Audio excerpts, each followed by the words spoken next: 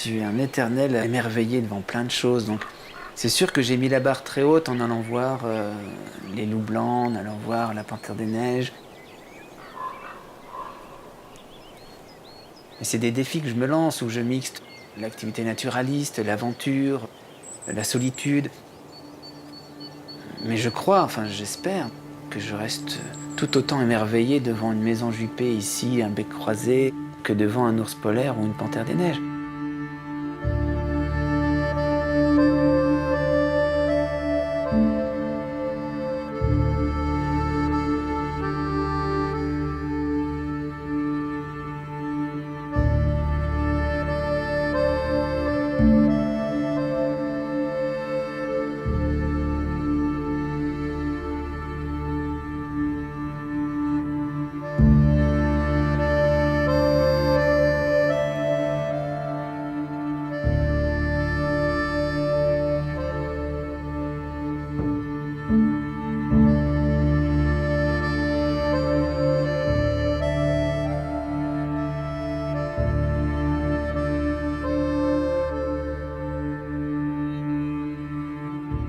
Vincent, quand tu le vois évoluer sur le terrain, c'est un autre bonhomme. D'un coup, il se met aux aguets, tu sens qu'il se passe autre chose dans ses yeux, tu sens que tout ce que tu peux dire, ça ne sera pas entendu. Il est dans un... Il se met au diapason des énergies du lieu et puis il écoute. Et ça, ouais, ça en fait un animal assez étonnant.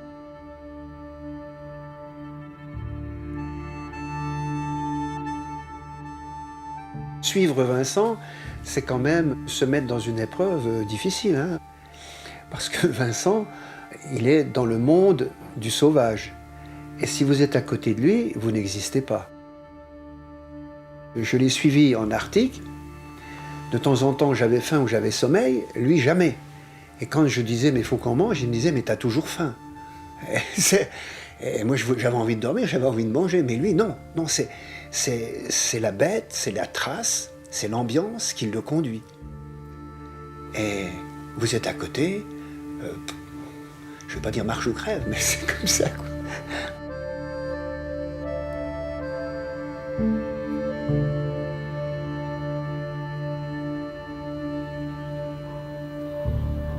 Moi j'ai la chance de vivre tous mes rêves de gamin.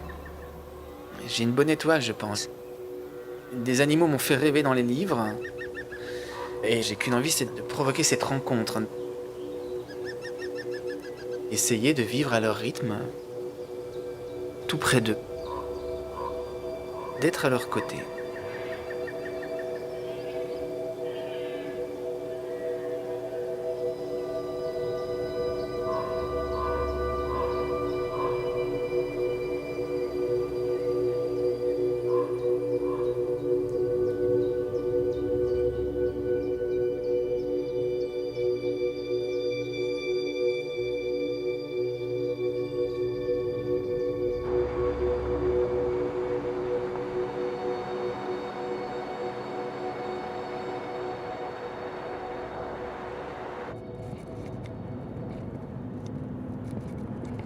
À aucun moment j'imaginais un jour que cette passion devienne mon métier, vraiment pas.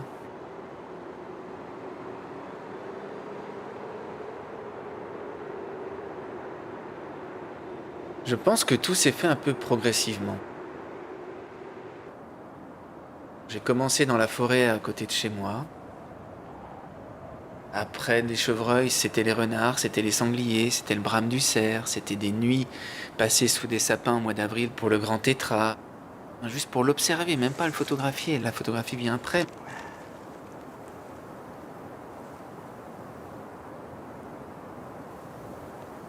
Après, la migration des grues cendrées me faisait rêver, je les voyais passer au-dessus de ma maison.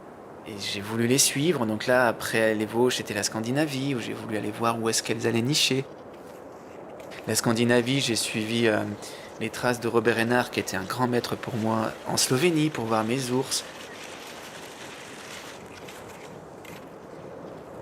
Tout s'est fait progressivement jusqu'à aller dans des endroits où la présence de l'homme était de moins en moins là, et jusqu'au Grand Nord, où là, l'homme n'était vraiment plus.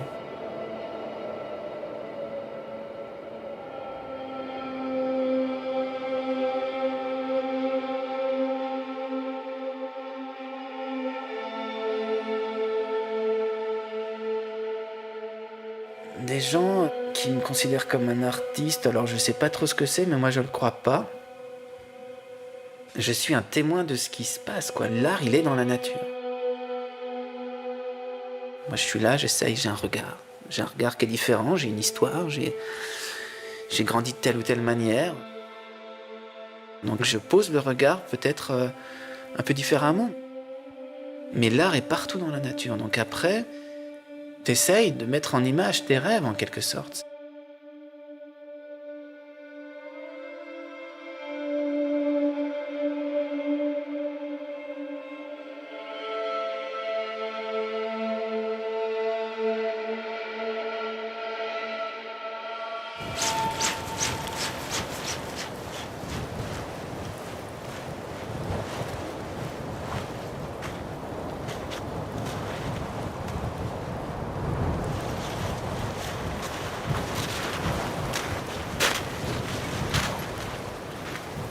C'est un peu le paradoxe aussi de mon métier, parce qu'au bout d'un moment, on aime ce que tu fais, donc on te met en avant. Et c'était compliqué pour moi, j'étais un petit Vosgien très timide. Ce que je sais faire, c'est de la photographie, c'est être au contact des animaux, plus proche d'eux. Et parfois, c'était des sacrées épreuves quand tu dois montrer tes photos. Moi, j'osais pas aller à Paris pour montrer mes images. Aller dans les festivals, on t'invite. Et donc, il y a un petit côté un peu Star System. Bon, en restant dans ce petit monde de la nature, mais il a fallu que je me fasse un peu violence. Parce que c'est pas ta nature.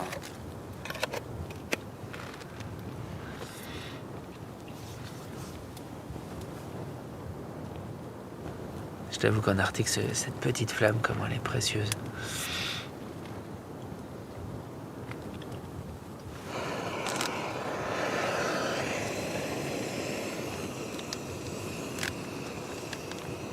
La solitude, j'en souffre vraiment pas, c'est pas ça. Ce qu'il y a de plus dur, je pense que c'est le froid qui parfois m'a fait hésiter à rentrer. Quand on est dans des températures en dessous de -40, ça devient compliqué. T'es tout seul, t'as ta petite tente, et il n'y a que ton corps finalement pour te réchauffer. Et t'es dans un congélateur, quoi. Donc c'est sûr que parfois, en dessous de -35, -40, parfois c'est un peu compliqué. Et je pense qu'il faut apprendre à se connaître, parce que j'ai fait beaucoup d'erreurs, hein, des fois. Apprendre à connaître parfaitement ton matériel. On se rend pas compte, mais dans ce genre de conditions, le moindre petit détail est primordial. Ça peut faire capoter ton voyage.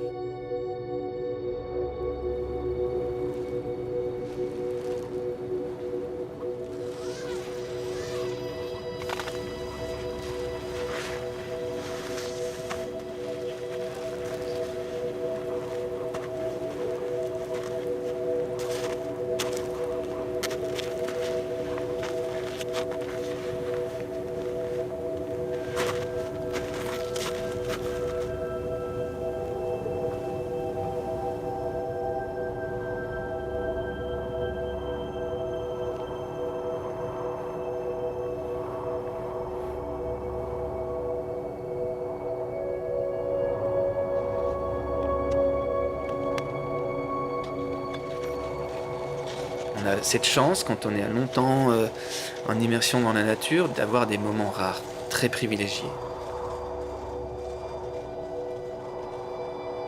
On a des montées d'adrénaline, on est à des émotions extrêmement fortes. Moi, je trouve qu'une image réussie, c'est quand tu arrives un tout petit peu à transmettre, toi, ce que tu as vécu. Je suis pas dans des photos parfaites, des photos avec beaucoup de détails, de piquets, mais c'est essayer de retranscrire exactement le moment, l'instant où toi t'as vibré, quoi, dans la nature. Donc une belle image, c'est une transmission d'une émotion, je pense.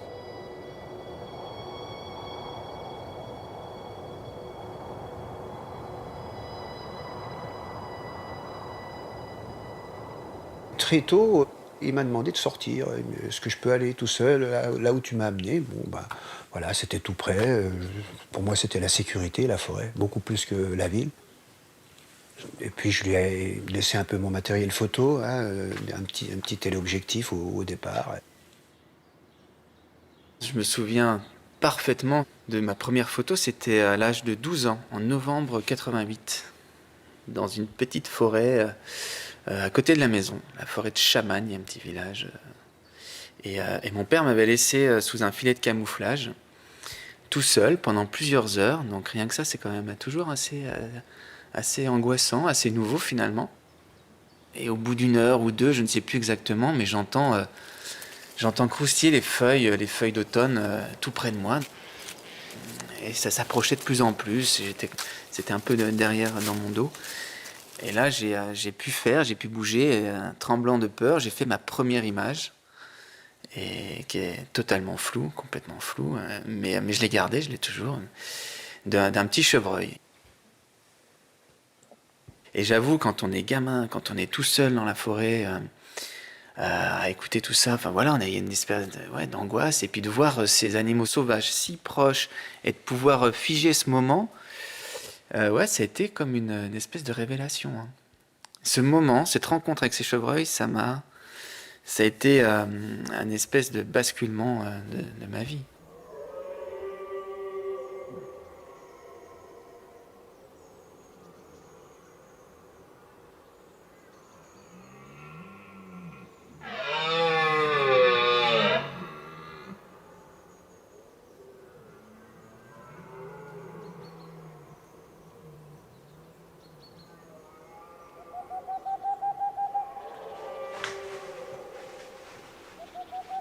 La nuit, en forêt, c'est quand même terrible. C'est un monde silencieux. Et le moindre bruit qu'il va y avoir va prendre une importance incroyable. Et si on ne met pas un nom sur ce bruit, c'est très très compliqué. Donc ça apprend. Et cet apprentissage, on peut le faire avec une autre personne, mais également le faire tout seul, c'est encore beaucoup plus riche. Parce qu'on se pose des questions, on va mettre plusieurs noms, on va dire mais qu'est-ce que c'est? Est-ce que vraiment c'est un parmi ceux-là? Et donc quand on sait, quand on découvre, on dit ah bah il y a quelque chose qui s'est construit en moi. Et ça, je pense que ça a été important pour Vincent.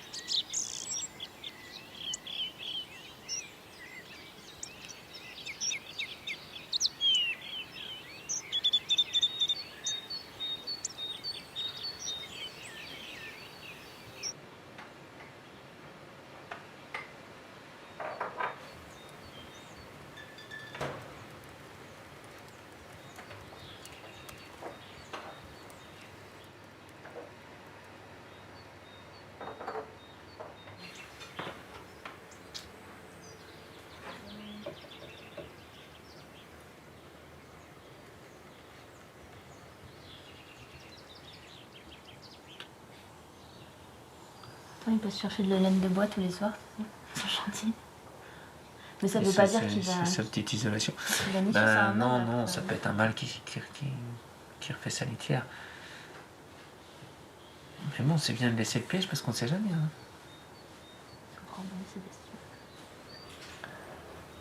On verra mieux. Tu lui mets quelques noix au pied du piège et puis... Non.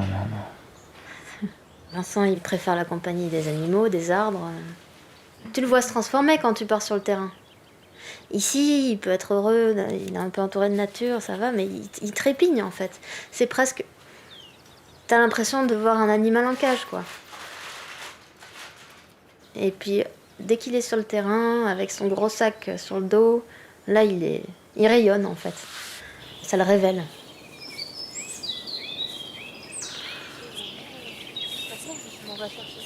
Non, je sais l'endroit. Et sur les petites têtes, pour vraiment entendre correctement.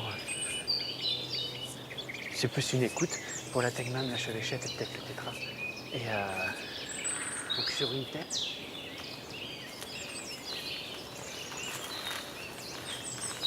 J'ai du respect pour ce qu'il est resté malgré son succès. Et puis j'ai de l'admiration pour sa capacité à se connecter au vivant, à lire dans les traces, à lire des présences invisibles. Parce que finalement, un animal qui passe, c'est juste quelque chose qui s'efface très rapidement, et si t'es pas là au bon moment, t'es largué. Tu vois là, j'ai un super affût, gamin. Et puis jamais il se lasse de se lever à 4h du mat, jamais il se lasse de se peler jusqu'à 11h du soir.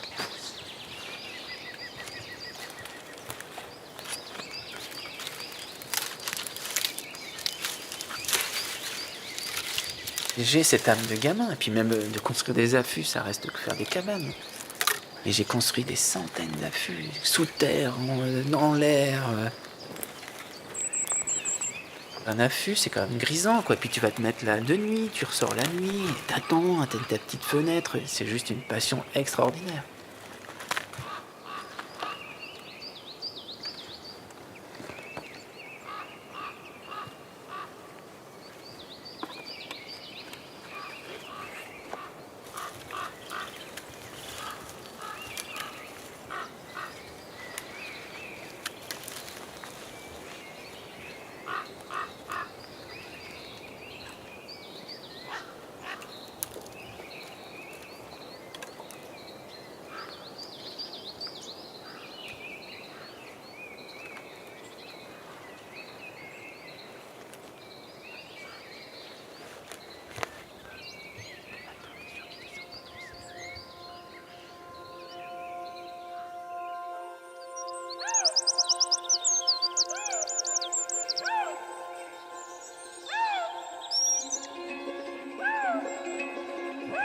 C'était une histoire.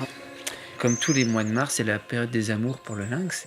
Et une femelle est venue tout près de mon bivouac. Elle appelait le mâle. Et puis quelques heures après, il répondait. Puis tous les deux se sont retrouvés. Un instant vraiment magique.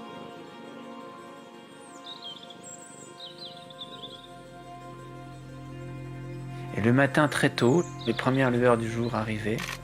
Et là, j'avais l'impression de voir un lynx sur un chevreuil. Et c'était un accouplement. Puis ils m'ont accepté pendant de nombreuses heures. Jusqu'à 1h de l'après-midi, j'étais avec eux, j'ai dormi à côté d'eux pendant qu'ils siestaient également. Ouais, j'ai vécu un de mes plus grands moments naturalistes. J'ai jamais revécu ça. Et quelques temps après, j'apprends que ce mâle est mort. Et il avait pris 120 plombs dans le corps d'un braconnage. Donc ça, c'est une affaire qui m'a vraiment marqué. Avec Marie, on s'est dit, on va se faire un petit film de 3-4 minutes en montrant cette absurdité, cette stupidité de juste mettre un coup de fusil sur un animal aussi noble qu'est le lynx.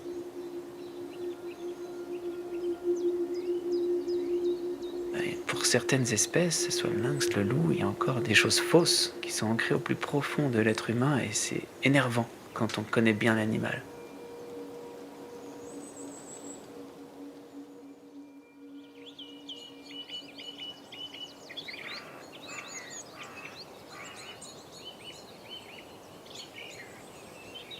C'est étrange, c'est un cri, c'est pas son chant, c'est juste un cri.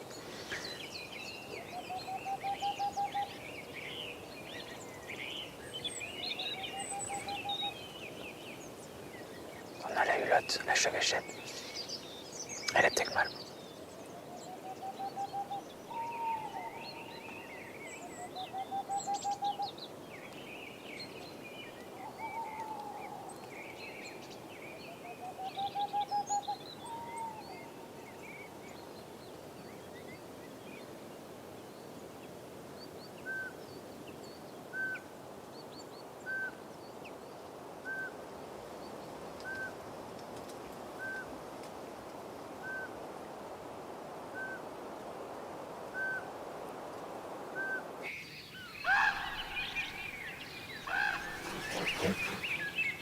Je viens ici depuis que je suis tout gamin. J'ai des souvenirs incroyables. Incroyables. Mon père, il me laissait. J'avais 12 ans, il me laissait seul sous un sapin, lui aller sous un autre, 1 kilomètre plus loin sur une autre tourbière. Et quand tu passes tes premières nuits tout seul, gamin, t'as des souvenirs mémorables. Et c'est génial parce que chaque année, il y a tout qui ressurgit, toutes les odeurs, les ambiances sonores, avec les tourbières le matin, ce petit chiffre et la petite gelée blanche là, tout ça, c'est des ambiances qui sont extraordinaires. Ça rappelle plein de souvenirs.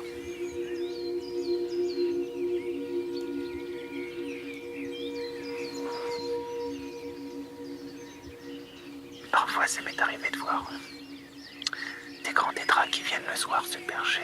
Je l'aperçois en silhouette. Et d'un coup, t'entends des sons terribles qui déchirent le silence. C'était des chats sauvages qui se poursuivaient et qui grimpent dans l'arbre juste à côté du grand tétra. Donc c'est des images qui te restent figées à tout jamais. Elles sont là.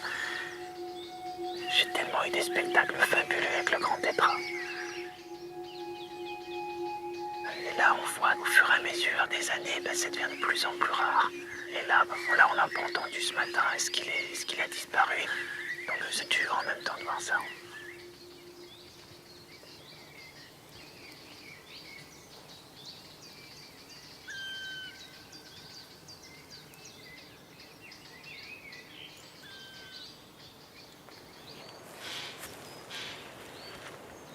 On va essayer de trouver quand même des indices. Hein. On va essayer de trouver quand même des grottes. On va aller jusqu'à la clairière. Là.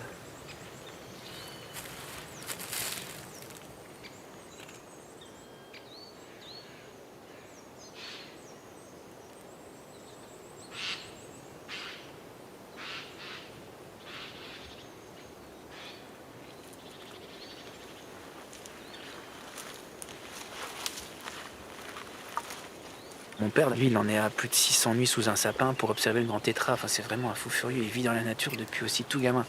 Oh, mais non. On est en train de vivre le déclin d'une espèce dont il a œuvré toute sa vie pour la protéger. Donc là c'est vraiment la taille typique de crotte de poule de tétra.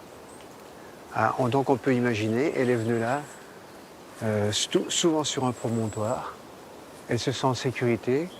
Et quand on voit des crottes comme ça, on peut calculer à peu près le temps. On pense qu'ils font des crottes à peu près toutes les 10 minutes. Donc on peut penser que c'est un oiseau qui est resté à peu près 20 minutes, une demi-heure. Ça, c'est extraordinaire, quoi. Voilà, on est heureux de voir une crotte, c'est pas beau, ça.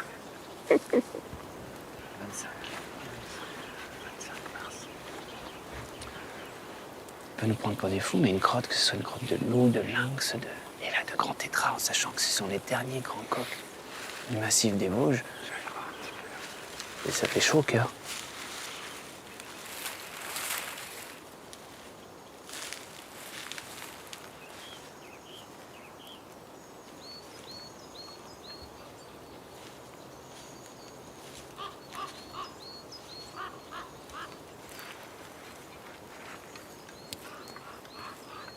Le piège photo, c'est un outil qui est devenu vraiment précieux. Tu déranges pas, tu le poses. Pour apprendre à mieux connaître les animaux, leurs allées et venues, leur comportement, ouais, c'est génial. C'est génial. Là, il ressort de son, Là, il sort de son bain de poussière. son bain de poussière. Ouais, ça, C'est super, ça. Les pièges, je l'utilise pas pour faire de la belle image, mais comme un outil pour connaître un peu mieux leur comportement, à quelle heure ils vont passer. Ça m'a beaucoup servi pour les lynx, pour le loup, pour le grand tétra. On l'utilise aussi beaucoup. Alors, ce qui est intéressant, celui-ci, j'arrive à l'identifier. Il a un petit point blanc sur la joue gauche, en dessous de l'œil. Hop, tu vois le petit point blanc là, regarde. Et donc, je le reconnais 1 kilomètre plus loin, quand c'est le même, il parade, et je reconnais ce petit point blanc. Ah ouais. Tu vois, sur le... C'est de la plume, hein, c'est pas. C'est des petites plumes. C'est des oui. petites plumes blanches, quoi. C'est pas de la sale plume. Ouais, il vient picorer là, il vient sous la souche. Là. Mais là, t'imagines ça avec un beau piège de qualité? Le décor. C'est marrant hein, parce que. Et je pense que ça, c'est une des choses que tu m'as inculqué. C'est de ne pas faire des images pour faire plaisir aux autres, mais c'est des images qui viennent de toi, de ton intérieur, qui viennent de. Tu parles avec ton cœur et tu te souviens toutes les. Encore une fois, c'est le problème de la société et de ce formatage. Mais on avait à l'époque des associations de photographes, tu sais, que ce soit en Lorraine, en Alsace, partout. Et finalement, là-dedans, tu peux très vite être formaté parce que tu as l'effet groupe. Et très vite, grâce à toi, on s'est échappé de ça. Où il y avait dans ce genre de petite corporation des règles, il faut que ça soit net, il faut que ça soit la lumière dans le dos, qu'on compte les plumes, les poils des photos. C'était très étrange. Et nous, papa lui montrait ses photos floues au loin, un peu à la Einard, tu sais, d'une photo d'un tétra au loin, ou d'une silhouette qui passe, un truc hyper éphémère, mais qui l'a vachement ému. Et ça ne leur parlait pas du tout.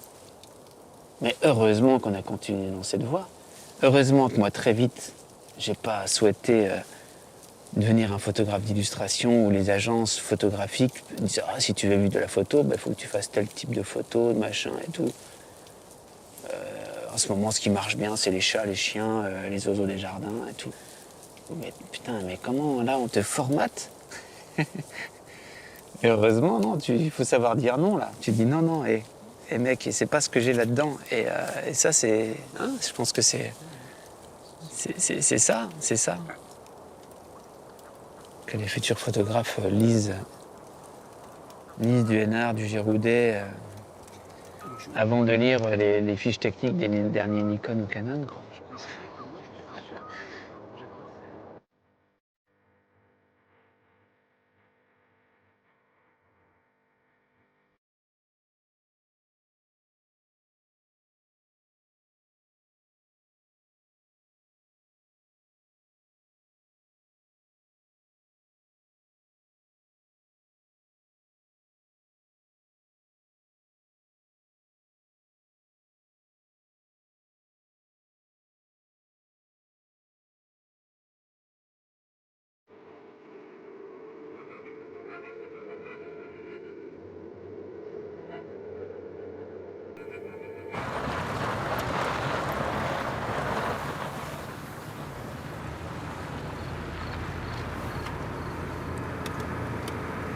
J'aime beaucoup rêver mes rencontres, je les rêve.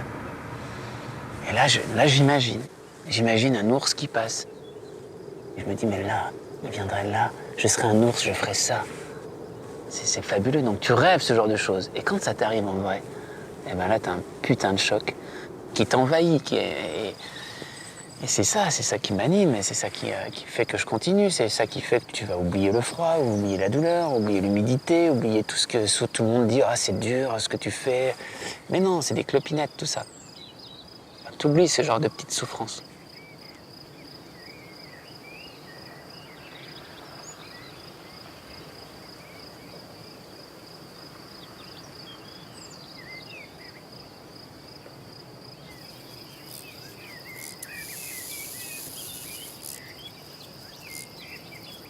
Le luxe de ce métier, c'est de prendre le temps. Et c'est un outil indispensable. Je peux me balader rien qu'avec mes jumelles, et là je suis heureux. Je me sens tout nu sans ça. Un appareil photo, c'est pas nécessaire, pas tout le temps.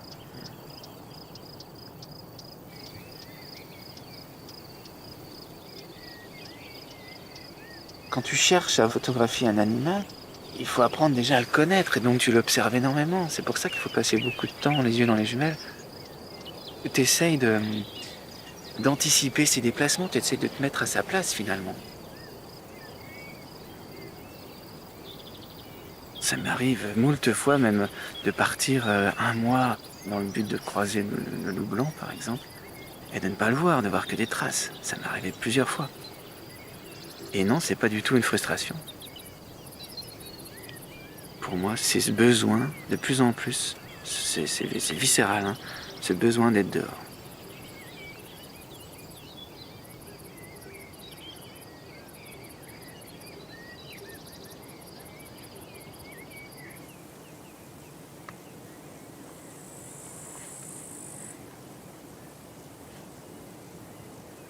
Ce qui est juste incroyable ici, c'est qu'ils adorent dans les endroits les plus pendus. L'année dernière, au mois de mai, j'en ai vu une qui était vraiment une ours, une femelle, qui était en position de grimpeur, quoi. Elle se laissait glisser de temps en temps dans les ronces et dans les genêts.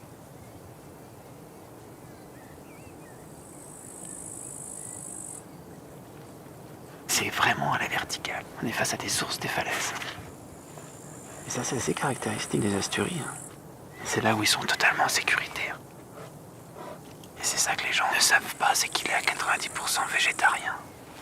Donc là, il est là, il mange une diversité végétalienne énorme. En ce moment, c'est une espèce de pissenlit, là, un crépus. Un peu avant, c'était des genêts, des bulbes, des racines.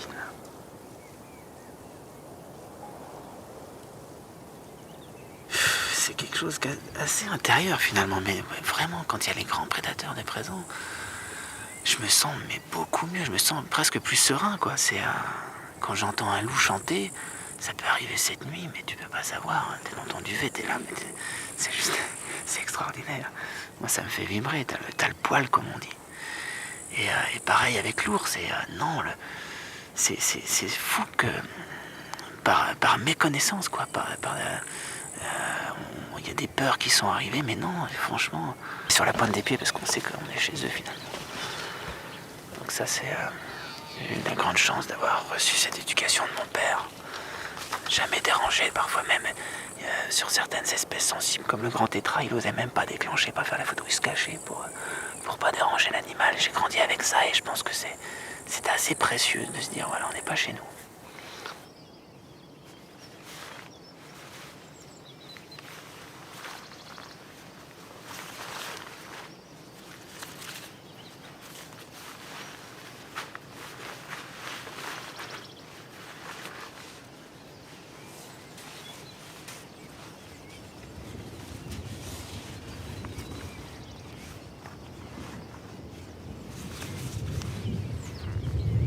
J'aime beaucoup la technique de l'affût parce que ça te permet de pas trop te montrer.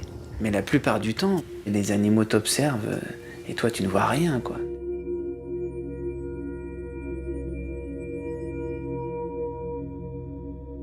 Il y a l'histoire de cette panthère, hein, c'était assez incroyable où je l'avais aperçue le matin, je savais qu'elle était dans un endroit bien précis, dans un petit cirque. C'était très rocheux, très minéral. Et elle m'a échappé. Elle a disparu, elle s'est fondue dans le minéral. Et je suis resté pendant plusieurs heures, je me dis, elle est là, je vais la trouver. Et le soir, je rentre à ma tente, j'avais juste vu un faucon cresserelle qui s'était posé sur une pierre. Et avec mon gros téléobjectif, donc je fais une photo de ce faucon. Et puis voilà, je rentre bredouille à ma tente. Quelques mois après, je regarde cette photo de faucon et je vois juste derrière deux petits yeux, quoi, et la panthère qui m'observait. C'était hallucinant, j'étais hyper ému. Je me dis, mais c'est pas vrai, cette panthère. Je l'ai cherchée toute l'après-midi jusqu'à la nuit. Et en fait, elle était juste là, quoi.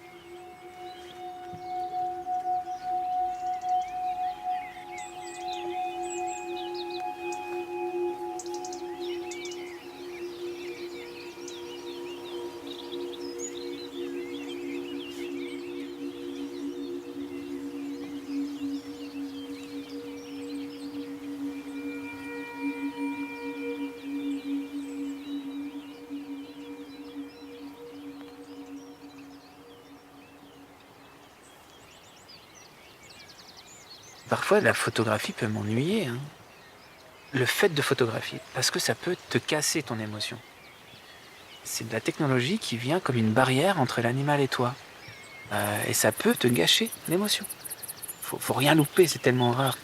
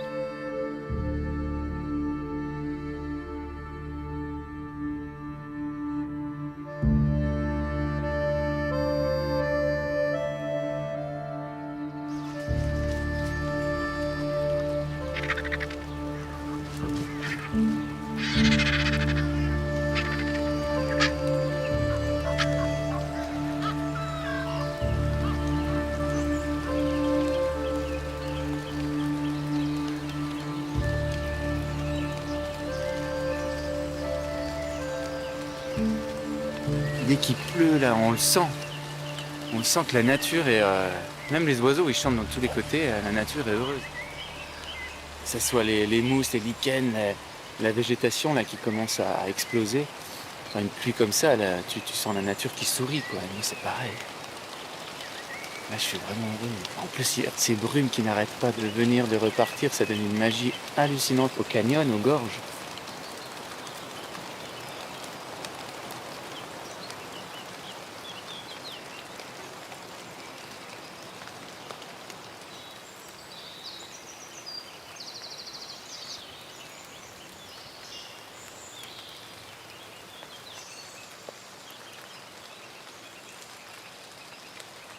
Je préviens souvent les jeunes qui veulent tout de suite, ils veulent devenir professionnels parce que c'est un mot. Mais non, il faut vivre ça déjà, les week-ends. Il faut vivre ça. C'est avant tout une passion. Et moi, ça me fait même bizarre de vendre mes photos, parfois relativement chères en plus, parce que bon, je le fais pour continuer à vivre tout ça et vivre mes rêves.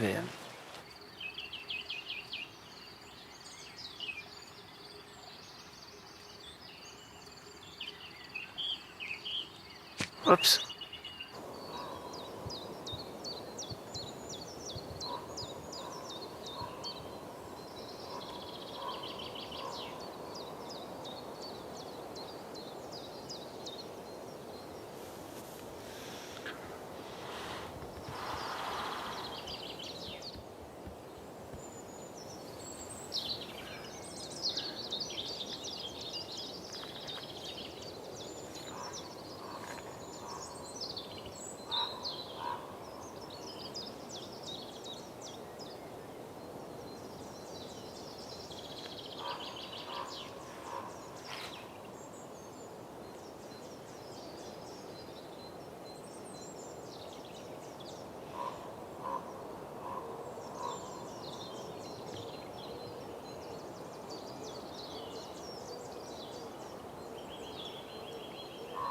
C'est ça l'art de l'affût.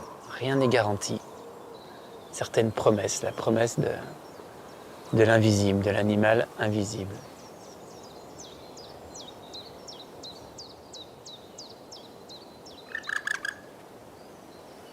C'est des moments de pure méditation et moi je me retrouve là-dedans. Ça me fait un bien fou. Une fois que tu as l'animal tant rêvé, c'est vraiment une récompense, c'est pas une victoire. C'est juste des petits cadeaux de la nature qu'on t'offre de temps en temps. C'est la femelle. On a attendu 3 heures. 3 heures qu'on attend.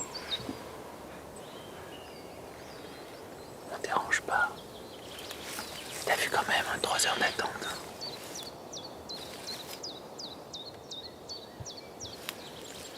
C'est toujours quand elle arrive, il faut être hyper vigilant, t'as toujours tendance à vouloir faire des photos ou enregistrer, mais il faut vraiment pas bouger pendant 10 minutes, un quart d'heure, tu la laisses.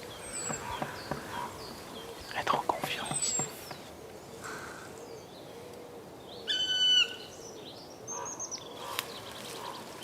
Parce que chez les oiseaux, c'est quand même souvent le mâle qui doit fabriquer plusieurs nids. Et la femelle choisit. C'est pratique courante, et ici, là, c'est vraiment que la femelle qui bosse. Là, on est face à un couple avec un bon macho, quoi. Et est parti se balader.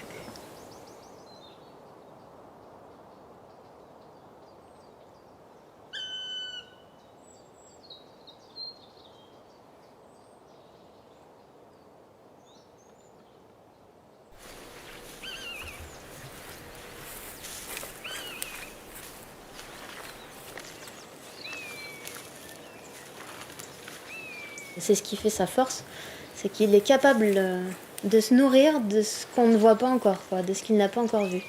Et ça lui suffit pour avoir des kilomètres de patience. C'est à se demander s'il fait pas les photos. Enfin, si elles sont pas faites avant qu'il appuie sur le bouton, en fait. C'est comme si il avait toujours un train d'avance.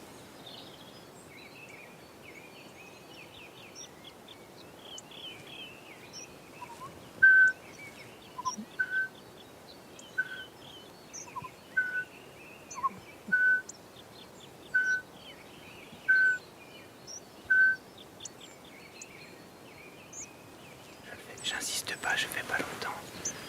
Si c'est juste pour voir si elle est là, si elle est là, elle répond. T'entends rien, Marie? Il y a un sacré écho. Sacré écho.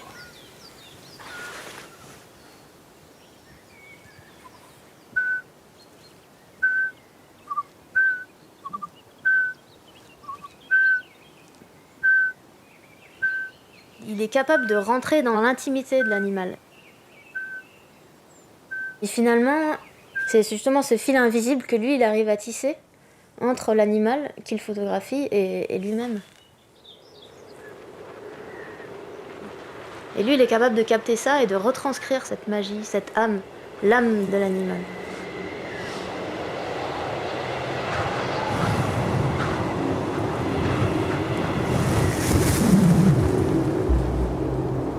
Sur l'île d'Ellesmere, tout au nord du Canada. C'était une expédition où j'étais seul. Et ça faisait 8 jours que je marchais, donc je commençais un peu à fatiguer, surtout que le froid était très vif. J'avais aperçu des traces. Et puis un soir, je m'apprêtais à dormir, à me reposer dans ma tente. Et comme souvent, genre un dernier coup de jumelle, un petit 360 degrés. Et là, je vois au loin ces points jaunes, quoi. C'était un moment incroyable. De suite, je me suis dit, bon, ça peut être que les loups.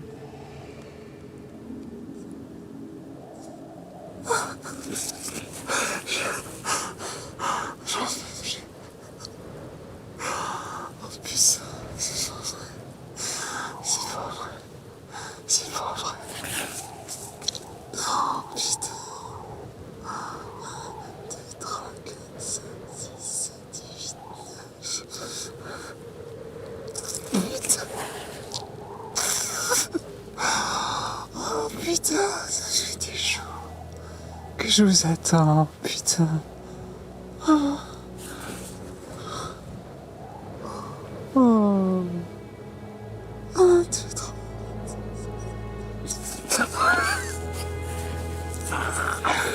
Je suis fou.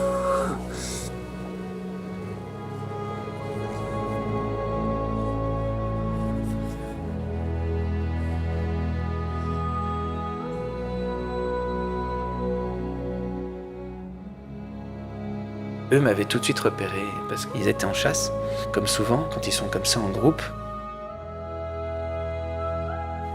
Et là, donc il y a 9 loups qui m'encerclent en l'espace de quelques minutes. Mais là, aucune appréhension, rien. J'ai toujours un fusil pour me protéger d'une attaque éventuelle d'ours polaire, mais j'y ai même pas pensé. J'ai sauté sur les boîtiers, j'ai pu enregistrer ces 9 loups qui arrivent face à moi. Et j'étais euphorique, je savais que là, je vivais le moment rêvé depuis de nombreuses années. Les adultes toujours restaient un peu à distance. Je me souviens de la louve alpha probablement, qui regardait tout, le mâle aussi, un mâle qui était blessé, qui avait dû... Et bon, probablement lors d'une attaque avec les bœufs musqués, là, qui était tout déchiré à la patte. Voilà, les vieux briscards de la toundra, quoi. Ils étaient autour de moi, et les jeunes qui essayaient de jouer avec moi, qui tiraient sur le harnais de ma poulka. Je me mettais à plat ventre pour être au même niveau que les loups. Et parfois, ils venaient derrière moi tirer mon pantalon. Donc quelque chose d'incroyable, des loups arctiques un contact direct. Et alors là, je laissais pas trop faire, parce que là, je me dis, oh, quand même... S'ils voient que je pense qu'ils pourraient faire leur job d'un homme un peu fatigué, malade, ils pourraient peut-être leur faire leur métier de loup. Donc je me remettais en position verticale pour leur montrer, et hop, ils s'éloignaient d'une dizaine de mètres. Mais c'est un moment qui a duré, je pense, une petite heure. J'ai dû faire 2 ou 3 000 images. J'étais déjà en chaussons de tente, donc prêt à dormir. J'avais plus de chaussures, et je les ai suivis. Je les ai suivis sur plusieurs kilomètres, parce qu'après, ils ont bien vu qu'ils allaient rien sortir de moi. J'étais pas une proie pour eux, donc ils sont partis en file indienne, comme ils font. Ils repartaient. Donc j'ai refait l'homme blessé aussi, ça c'était rigolo. Et tout de suite, ils se sont arrêtés, et ils sont revenus voir. C'est incroyable. Et j'ai pu refaire une deuxième séance de photos.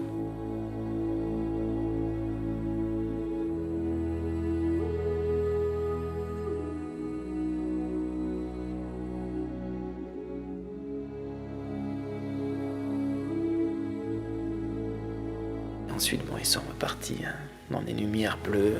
Je les ai vus partir dans la toundra, s'effacer, et je les ai plus jamais revus.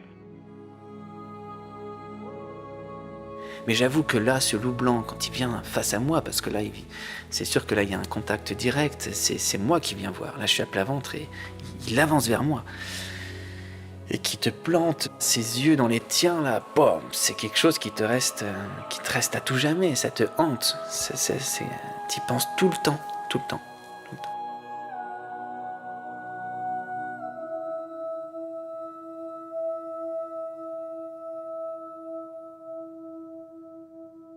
Est-ce que je suis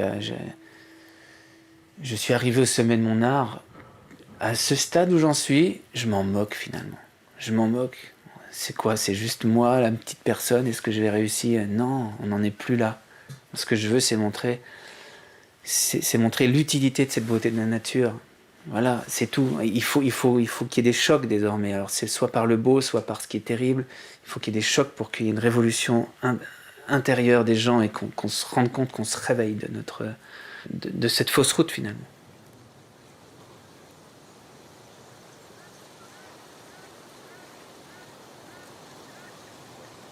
De notre statut de grand prédateur, comme l'ours, le loup, le lynx, on est passé de grands prédateurs à grands destructeurs finalement.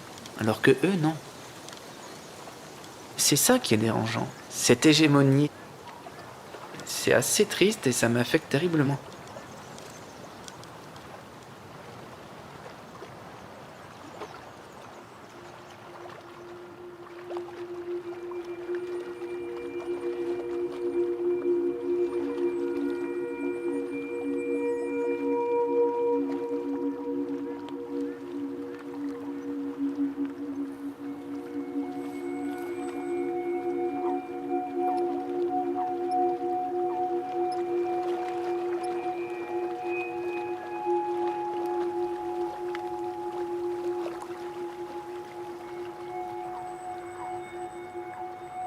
Dans ce monde agressif, ces images déjà donnent un peu de souffle, un peu d'espoir, un peu d'espérance. Oui, c'est un monde fragile. Qu'est-ce qu'on peut faire?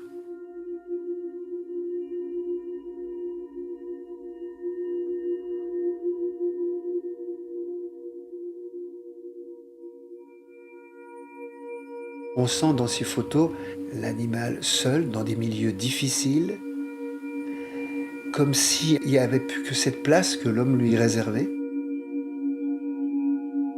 Donc ça nous interpelle.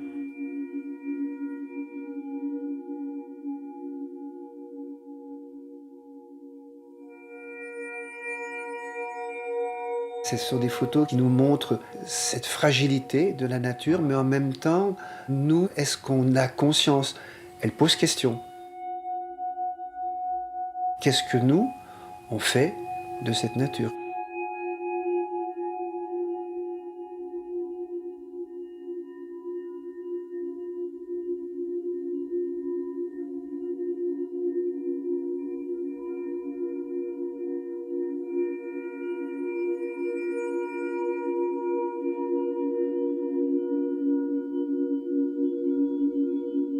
Vincent, il capte un regard.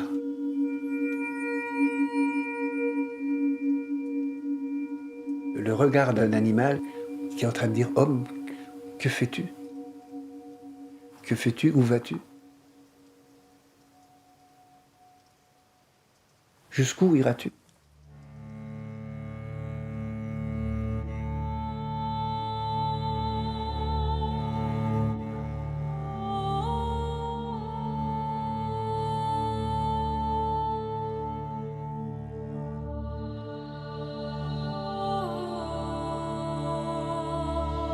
Ma mère m'a montré une citation que je trouve très belle. Le monde ne mourra pas par manque de merveilles, mais uniquement par manque d'émerveillement. Pour un éternel émerveillé, je trouve ça très beau et c'est tellement vrai. Le monde ne mourra pas par manque de merveilles, mais uniquement par manque d'émerveillement.